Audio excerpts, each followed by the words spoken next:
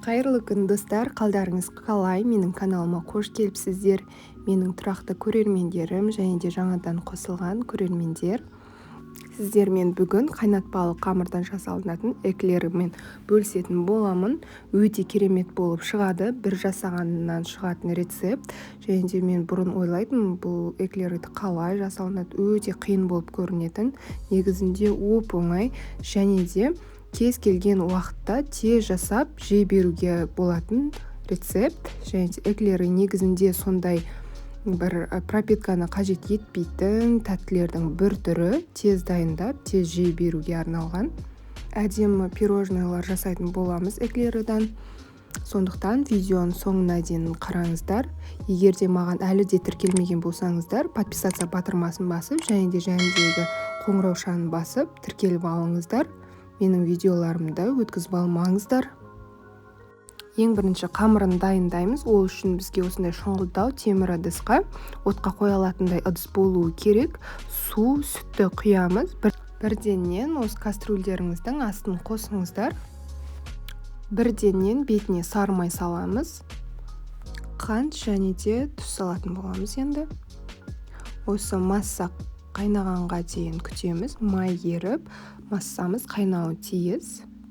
Қайнағаннан кейін бірденнен астын жай басып, ұнды осылай араластыра отырып салатын боламыз. Ұнның барлығын саламыз және де тоқтаусыз араластырамыз.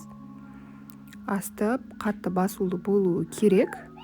Жай отта енді ұнды пісіреміз. Тоқтаусыз араластыруымыз қажет. Осылай тоқтаусыз араластырғанның арқасында ішіндегі түйіршіктердің барлығы еріп кетеді. Осылай тоқтаусыз араластырамыз. Асты күйіп жабысып қалмауы тиіс. 2 минуттай жай отта осылай тоқтаусыз араластырамыз. Міне дәл осындай масса пайда болуы керек. Осы кезде астын өшіреміз. Дайын қамырды таза ыдысқа, бөлек ыдысқа салып аламыз. Суытуымыз қажет. Осындай таза ыдысқа салып алып, тоқтаусыз араластыра отырып суытамыз. 4-5 минутта суып қалады. Енді осы суыған қамырға жұмыртқа араластыратын боламыз. 3 жұмыртқаны біртіндеп араластырамыз. Сіздер венчиктің көмегімен немесе қол миксердің көмегімен жасасаңыздар болады. Мен комбайнда осылай жылдам жасадым. Міне бірінші жұмыртқа. Дәл осылай қамыр бөліктеніп, түйіршіктеніп, осылай бір түрлі болады. Қорықпаңыздар, 3 жұмыртқаны қосқан кезде өте әдемі қамыр шығады. Осылай кезектеп салып отырамыз барлық жұмыртқаны. Қамыр жылы болғандықтан тоқтаусыз араластыра отырып салуымыз қажет жұмыртқаны.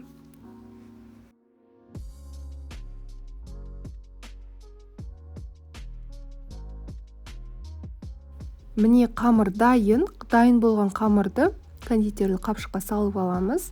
Мен 333 номерлі насадканы пайдаландым.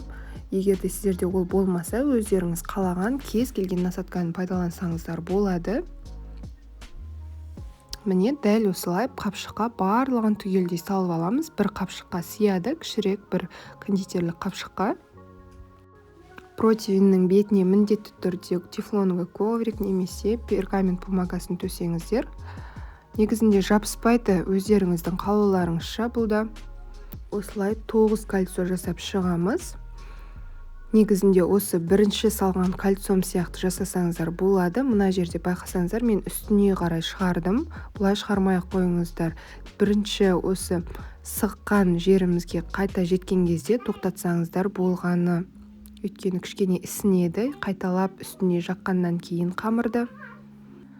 9-10 кольцо жасауға болады осылай. Негізінде формасы өздеріңіздің қалауларыңызша жасасаңыздар да болады. Кез келген форма жасасаңыздар бұл қамырмен барлығы шыға береді. Осы кезде пештеріңіз 200 градуста қызып тұрған болуы керек. Қамырды салмас бұрын пештеріңіз 10 минут бұрын қосулы болсын. Сонда жақсы қызып дайын тұрады. 200 градуста 15 минут ұстайтын боласыздар. 15 минуттан кейін 160 градусқа ыстықты түсіріп, тағы да 20 минут ұстайтын боласыздар. Әрине ол сіздердің пештеріңіздің қызуына байланысты. Беті жақсы қызарған кезде ала берсеңіздер де болады. Және де эклері пісіп жатқан кезде пештің бетін ашпаймыз. Себебі түсіп қалады көтеріліп келе жатқан эклерлар. Міне өте керемет болып пісіп шықты, іші де толық піскен. Енді толықтай суытамыз. Қазір кремін жасайтын боламыз. Креміне 33%-ық сливки қажет. Сливки мен творожный сыр міндетті түрде тоңазытқыштан шыққан болуы керек, себебі крем дұрыс шықпай қалады. Қант ұнтағын саламыз. Егерде қант ұнтағы болмаса, майда қант салсаңыздар да болады. Миксердің жай жылдамдығынан бастап, жайлап жылдамдықты қоса отырып, жақсылап крем дайындайтын боламыз. 1-2 минуттың ішінде жақсы крем пайда болуы тиіс. Кремге ешқандай насатка пайдаланбадым. Бұл өздеріңіздің қалауларыңызша. Дәл қамырда сыққан насатканы да пайдалансаңыздар болады. Мен жай ғана кондитерлік мешокқа салып, сонымен кремді жаға салдым. Міне эклерлар барлығы суып, дайын тұр, тез суиды және тез дайын болады айтқанымдай. Осылай дәл ортасынан кесіп аламыз. Кез келген нәрсенің көмегімен осындай арап шақтың немесе жақсы өткіріп шақтың осылай ортасынан кесіп аламыз. Міне эклерлардың іші осындай толық піскен, дәл осындай болуы қажет. Барлығын түгелдей кесіп шығамыз осылай. Астыңғы бөлігіне кремді жағатын боламыз. Міне дәл осылай айналдыра отырып, барлық эклерлардың астыңғы бөлігіне жағып шығамыз. Бетіне бірденнен крышкаларын қоямыз. Міне өте әдемі көрінеді дастарханда. Өкінбейсіздер, егерде дәл осылай жасайтын болсаңыздар, басқа эклерларға қарағанда ерекше көрінеді. Және де кремі заварной емес болғандықтан өте дәмді, бір бөлек дәм болып тұрады. Егерде менің видео рецепттерім ұнаса, міндетті түрде қазақша контентті қолдау мақсатында лайк басып және де өзіңізге ұнаған пікірді қалдыра кетіңіз. Немесе ұнамаған болса және де қай жерлерді жөндеу керектігі болса, соны жаза кетіңіз міндетті түрде. Мен жөндейтін боламын. Және де рецепттерге қатысты сұрақтарыңыз болса, міндетті түрде қоя отырыңыздар.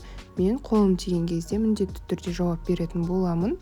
Дәл осылай барлығына жағып шығамыз. Бұл крем барлық 9 эклерға да жетеді. Менде эклерлар кішкене байқағандарыңыздай үлкендеу болған. Кішкене кішірек етіп жасасаңыздар да болады, көп шығады. Бұл өздеріңіздің қалауларыңызша. Байқағандарыңыздай өте тез жасалынады, тез суиды және де кремді бір 10 минутқа тоңазытқышқа қойып қойсаңыздар, жағып қойғаннан кейін эклерларды өте жақсы болып кішкене тоңады да дастарханға қойған кезде ерімей жақсы тұратын болады. Мен әдемі көрінісінде бетіне ситадан өткізіп, қант ұнтағын септім осылай. Сіздер сеппесеңіздер де болады. Жай ғана дастарханға өзін ұсына берсеңіздер де болады. Немесе дәл осылай қант ұнтағын сеуіп қоюға да болады. Өте әдемі көрінеді. Бұл ерекше эклері деп айтсақ болады, себебі заварной кремнен жасалған жоқ. Кәдімгі 33% табиғи сливкімен және творожный сырмен жасалғандықтан өте дәмді керемет болып шығатын пирожный. Міндетті түрде осы рецептпен жасап көріңіздер. Өкінбейсіздер деп ойлаймын. Ас болсын, сау болыңыздар.